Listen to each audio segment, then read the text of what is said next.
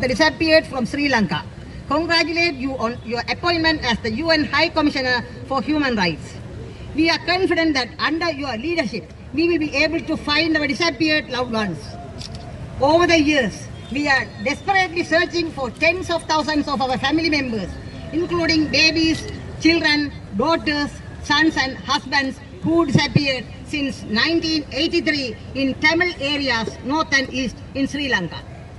We personally and voluntarily handed over many of them to the Sri Lankan security forces at the end of the war in May 2009 in reliance on assurances that they would be safe.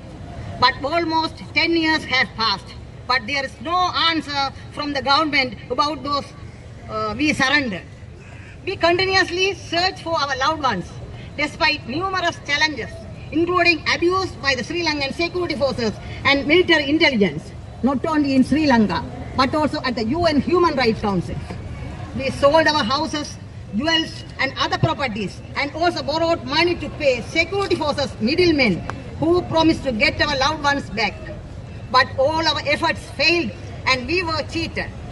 Several of our mothers have died as a result of stress and sorrow, many of them due to heart attack.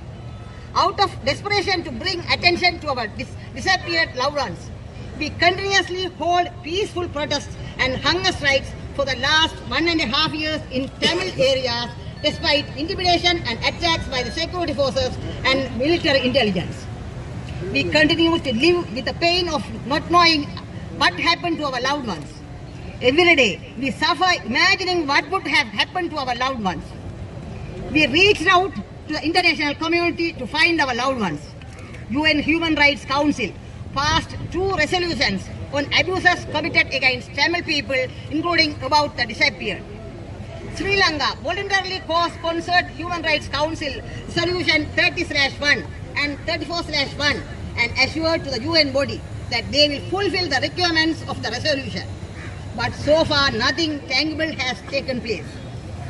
On the contrary, Sri Lankan government is taking steps to deceive the international community and the victims. For example, first, Sri Lankan government established an office called Office of Missing Persons, OMB, but OMB itself became meaningless when its section 13(2) mentions that the findings of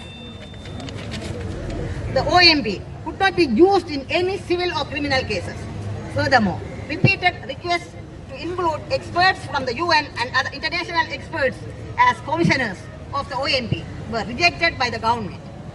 Adding insult to the injury, Sri Lankan government included a former senior security force officer as one of the commissioners of the OMB.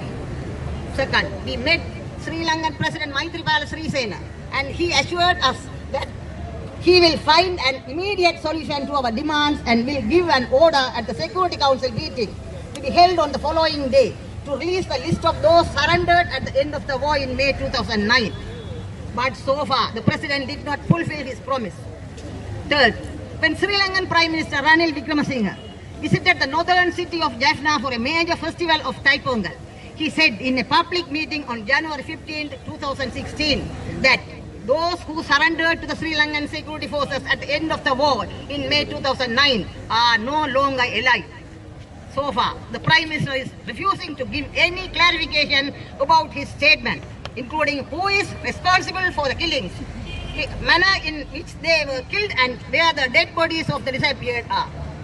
Fourth one, Sri Lankan security forces and the military intelligence is constantly threatening, harassing and attacking us to silence us and to stop our peaceful activities to search for our forcibly disappeared ones. They followed us even to the UN Human Rights Council and disrupted our side events and harassed us, resulting from one of our mothers fainted and admitted to the Geneva hospital for treatment.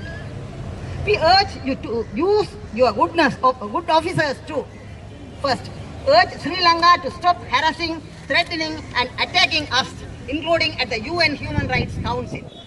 Second, urge Sri Lankan government the plight of the disappeared, including those who surrendered to the Sri Lankan security forces at the end of the war in May 2009.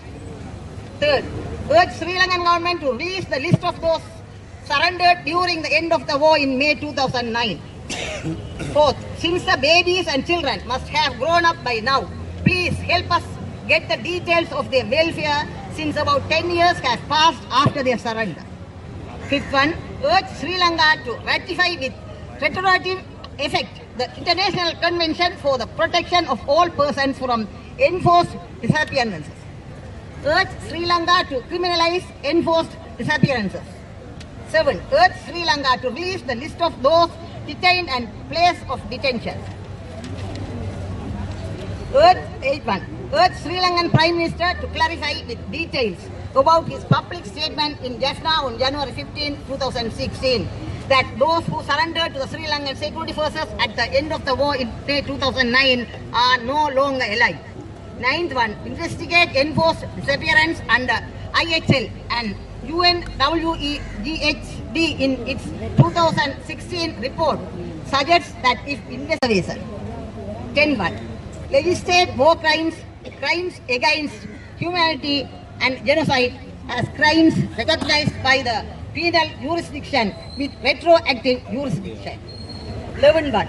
Identify those who were responsible for the crime of enforced disappearances and extrajudicial killings and prosecute them. Thank you sincerely, Mrs. Kanakaranjan Yoraja, Coordinator, Tamil Mothers of the Disappeared North and East. Thank you.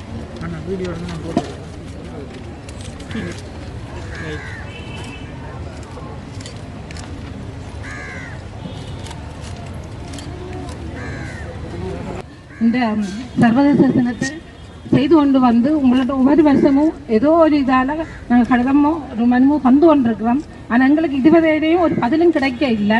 எங்களுடைய அம்மாக்கள் இதில் பார்க்கவே உங்களுக்கு தெரியும். இதில் எங்கள் அம்மாக்கள் எவ்வளோ கஷ்டப்பட்டுருக்கணுங்க. இந்த மனுவை நான் அங்கேருந்து கொண்டுற கடையில் எவ்வளவு கசங்கப்பட்டிருக்குன்னு சொல்லி உங்களுக்கு தெரியும். இதே மாதிரி எங்களோட பிள்ளைகள் எங்கேருந்து கசங்கப்படுகின்றமோ உங்களுக்கு தெரியாது. இந்த முறை என்னாலும் இந்த மனுவை நீங்கள் வேண்டி ஜனாதிபதிக்கு அனுப்பி எங்களுக்கு ஒரு திருப்பி ஒரு பதில் தர வேணும்னு சொல்லி இந்த மனுவை நான் உங்கள்கிட்ட தாரேன். அம்மாக்கள் கூடாத தாரேன். நன்றி.